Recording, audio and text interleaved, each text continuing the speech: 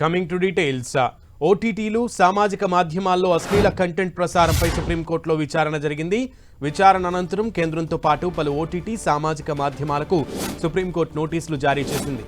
ఓటీటీలు Netflix, Amazon prime, ఉల్లు, all టీలతో పాటుగా సామాజిక మాధ్యమాలు ఎక్స్, ఫేస్బుక్, ఇన్స్టాగ్రామ్, యూట్యూబ్లకు సుప్రీంకోర్టు నోటీసులు జారీ చేసింది.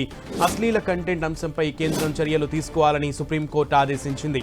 అశ్లీల కంటెంట్ ప్రసారంపై కొన్ని నిబంధనలు అమల్లో ఉన్నాయన్న కేంద్రం మరికొన్ని నిబంధనలు సైతం పరిశీలనలో ఉన్నాయని సుప్రీంకోర్టుకు తెలిపింది.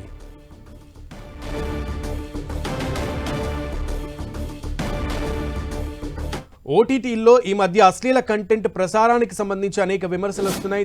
దీనికి సంబంధించే ఈరోజు సుప్రీంకోర్టులో విచారణ అయితే జరిగింది. దీనికి సంబంధించి పూర్తి సమాచారం మా ప్రతినిధి గోపి అందిస్తారు. గోపి, సునీల్, ఓటీటీ ప్లాట్ఫామ్స్ లో అశ్లీలత కంటెంట్ ఎక్కువ అవడంతో సుప్రీంకోర్టులో ఒక బిల్ దాఖలవ్వడం జరిగింది. అయితే కంటెంట్ కు సంబంధించిన నివారణకు సంబంధించి ఎటువంటి చర్యలు చేపట్టలేదు.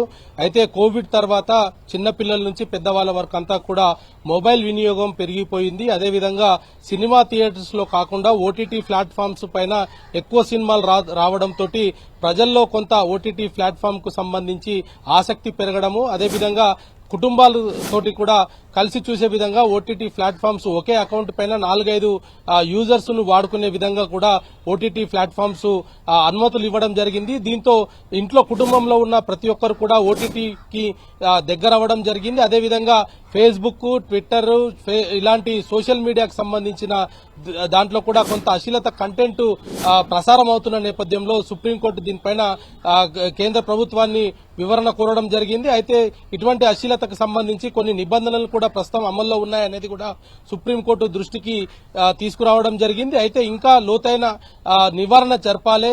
ఇటు చిన్నపిల్లల నుంచి పెద్దవాళ్ల వరకు కూడా ఈ యొక్క సోషల్ మీడియా కావచ్చు, ఓటీటీ ప్లాట్ఫామ్స్ ను ప్రతినిత్యం వినియోగిస్తున్న నేపథ్యంలో ఇటువంటి అశ్లీలతను కట్టడి చేయాల్సిన అవసరం ఉంది అనేది కూడా అభిప్రాయపడడం జరిగింది. అదేవిధంగా ఇటు కేంద్ర ప్రభుత్వానికి, ఓటీటీ నిర్వాహకులకు కూడా సుప్రీంకోర్టు నోటీసులు జారీ చేసింది. అశ్లీలత కంటెంట్ ను ఎట్టి పరిస్థితుల్లో కూడా ఆన్ ఎయిర్ లోకి రాకుండా చూడాల్సిన బాధ్యత ఆయా ప్లాట్ఫామ్స్ దే అనేది కూడా చెప్పడం జరిగింది. మరి ఈ ఓటీటీకి సంబంధించి కావచ్చు, సోషల్ మీడియాకు సంబంధించి కావచ్చు, అశ్లీలత కంటెంట్ ను కట్టడి చేయడంలో ప్రభుత్వం చొరవ తీసుకోవాలంటూ కూడా కేంద్ర ప్రభుత్వాన్ని కూడా సుప్రీంకోర్టు సూచనలు కూడా చేయడం జరిగింది. మరి రానున్న రోజుల్లో ఏదైతే ఇతర లాంగ్వేజెస్ కి సంబంధించిన గతంలో కూడా ఒక లాంగ్వేజ్ లో రిలీజ్ చేసిన మూవీస్ ని డబ్ చేయకుండా, అదేవిధంగా రీమేక్ చేయకుండా కేవలం వాయిస్ మాత్రమే వాయిస్ ఓవర్ చేంజ్ చేస్తూ ఓటీటీలోకి రిలీజ్ చేసిన సందర్భాల్లో కొన్ని వర్డ్స్ కూడా అశ్లీలతను పెంపొందించే విధంగా ఉన్నాయనేది కూడా కోర్టు దృష్టికి పిటిషనర్ తరఫు న్యాయవాది తీసుకువెళ్లడం జరిగింది. వాటిని కూడా